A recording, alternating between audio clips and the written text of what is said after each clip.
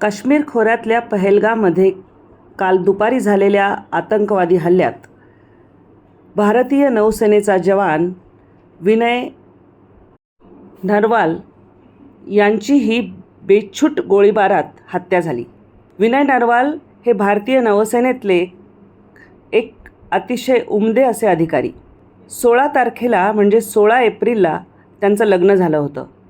19 तारखेला अतिशय थाटामाटात रिसेप्शन झालं. सगळं कुटुंब आनंदात होतं आणि स्वित्झर्लंडला हनीमूनला जाण्याच्या ऐवजी त्यांनी काश्मीरला जाणं पसंत केलं.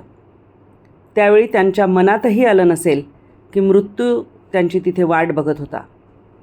काल झालेल्या दहशतवादी हल्ल्यात त्यांच्या पत्नीची म्हणजे हिमांशी यांची आर्त किंकाळी आणि मदतीची हाक सगळ्यांनीच ऐकली.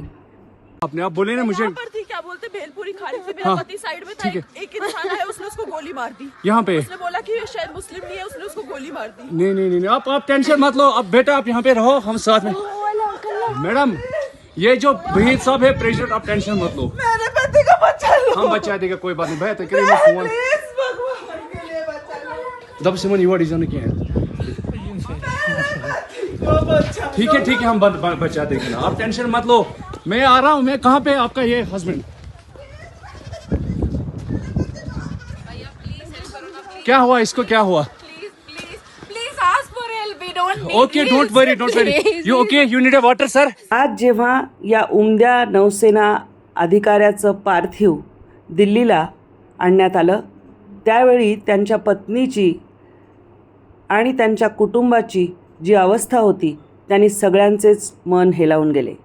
विनय कर्नालचे राहणारे, त्यांचे आजोबा आणि त्यांचे वडील हे सुद्धा सेनेत अधिकारी होते. या सगळ्यांना आपल्या या मुलाबद्दल अतिशय अभिमान होता.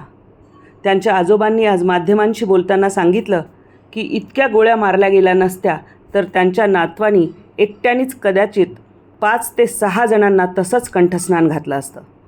कहना चाहूँगा यही है, गवर्नमेंट से अर्ज है हमारी कि ऐसे आदमियों को सख्त से सख्त उनको सज़ा मिलनी चाहिए और इस उग्रवाद को ख़त्म किया जाए, किसी तरह से भी किया जाए, ताकि आगे भी कोई ऐसी घटनाएं ना हो.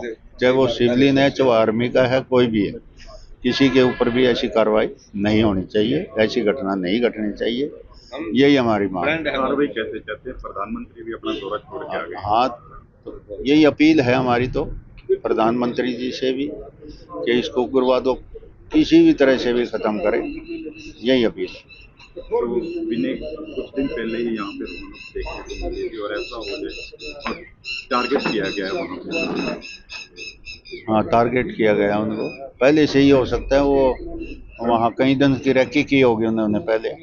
उसके रैकी करने के बाद ही उस होटल को टारगेट किया गया, क्योंकि वहाँ पर्यटक जाते हैं घूमने के लिए, तो इसलिए वहाँ पर अटैक किया गया है. ज्या पद्धतीने हा दहशतवादी हल्ला झाला तो अतिशय क्रूर भ्याड अशा स्वरूपाचा होता.